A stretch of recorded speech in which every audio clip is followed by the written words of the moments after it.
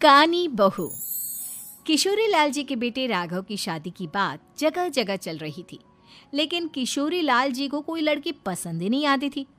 और उसकी एक ही वजह थी, किशोरी लाल जी का लालची होना। उनको लड़की वालों से मोटा दहेज चाहिए था और इसी चक्कर में एक दिन वो एक बहुत पैसे वाले के घर अपने बेटे का रिश्ता लेकर पहुंचे। उस आदमी का नाम था ओम प्रकाश। देखे किशोरी लाल जी, मेरी एक ही बेटी है और मेरी सारी संपत्ति जायदाद सब कुछ मेरी बेटी नैना का ही है। पापा, नाम से लगता है बहुत खूबसूरत होगी। कितना अच्छा नाम है ना, नैना। ओ, वैसे बात तो सही है आपकी। अब इतना पैसा है, जमीन जायदाद है, इकलौती बेटी, आप भी क्या करेंगे? सब कुछ उसे ही देंगे ना। बिल्कुल ठीक पहचाना आपने। बस बेटी की शादी और सारी जायदाद उसके नाम। पापा, बिना देखे हाँ कर दीजिए ना। इतना अच्छा रिश्ता फिर कहाँ मिलेगा? माला माल हो जाएंगे हम। मैं अपनी बेटी को बुलाता हूँ। अरे नहीं नहीं नहीं नहीं, आपकी बेटी का नाम नैना है, सुनकर ही लगता है बहुत सुंदर होगी। रहने दीजिए अंकल, मैं तो आपकी बेटी के नाम से ही इतना खुश हो गया हूँ कि उसे बिना देखे शादी करने को तैयार हूँ। अब तो मैं उसका चेहरा सीधे शादी के बाद ही देखूंगा। और इस तरह राघव नैना का चेहरा नहीं देखता और उससे शादी कर लेता है। शादी के बाद अपनी सुहाग रात पर जब राघव नैना का घूंघट उठाकर देखता है तो नैना की आंखें बंद थी। कितनी खूबसूरत हो तुम नैना, जरा अपनी आंखें खोलकर मेरी तरफ देखो तो सही। नहीं, मुझे शर्म आती है। अरे, मैंने तुम्हें शादी से पहले भी नहीं देखा, और अब अगर तुम आंखें खोलकर मुझे देखोगी भी नहीं तो मुझे अच्छा कैसे लगेगा?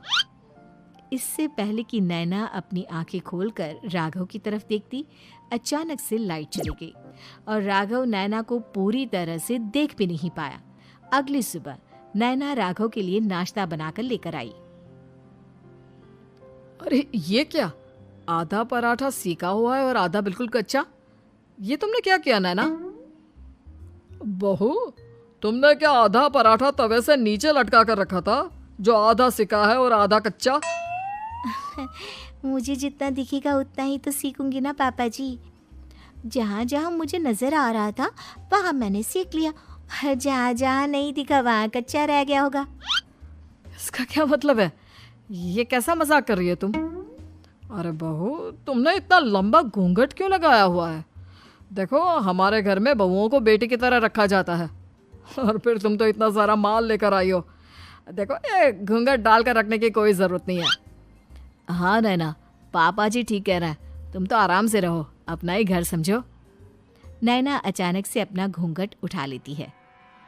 अरे ये क्या पापा, नैना की तो एक आंख फूटी हुई है। नाम से नैना, लेकिन ये तो कानी बहू निकली। मेरे साथ धोखा हुआ है, धोखा। बिना दिखाए अपनी कानी लड़की मेरे संग ब्याह दी। मुझे कानी बीवी नहीं चाहिए।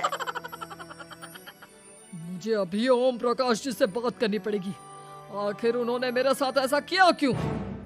अरे, आप लोगों ने ही तो पापा से कहा था कि आप लोग शादी से पहले मुझे देखना नहीं चाहते। अब मेरे पापा पर क्यों इल्जाम लगा रहे हैं? अरे लेकिन उन्हें बताना तो चाहिए था ना कि तुम कानी हो, एक आंख से तुम्हें दिखाई नहीं देता। किशोरी लाल और राघव नाराज होकर ओम प्रकाश को अपने घर बुलाते हैं। पापा जी, ये आपने क्या किया? शादी से पहले बताया क्यों नहीं कि नैना की आंखों में परेशानी है? अरे, आप ही ने तो लड़की देखने से मना कर दिया था। अरे लेकिन आप बता तो सकते थे। आपको तो हमारी बेटी की प्रॉपर्टी चाहिए थी, वो भी पूरी की पूरी। अब क्या हुआ अगर उसे आधा दिखाई देता है? प्रॉपर्टी तो आपको पूरी मिल गई ना। अरे ये क्या बात हुई? मेरी शादी प्रॉपर्टी से नहीं, आपकी बेटी से हुई है।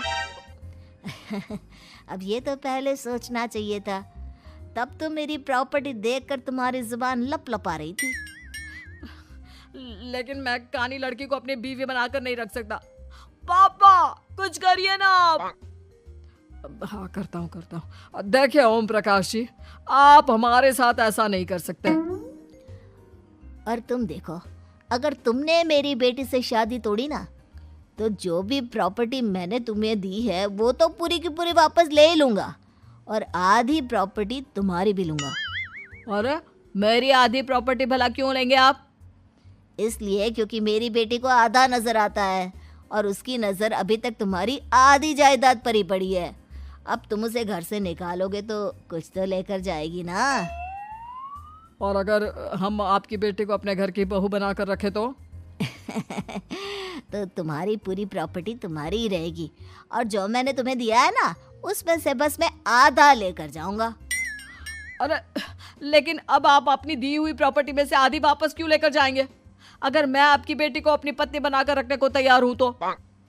इसलिए ताकि भविष्य में अगर तुम मेरी बेटी को धोखा दो तो उसके पास कुछ तो रहे जो पति का हो। वैसे मेरे पास तो बहुत कुछ है, लेकिन अपने पति की कोई निशानी तो उसके पास होनी चाहिए ना।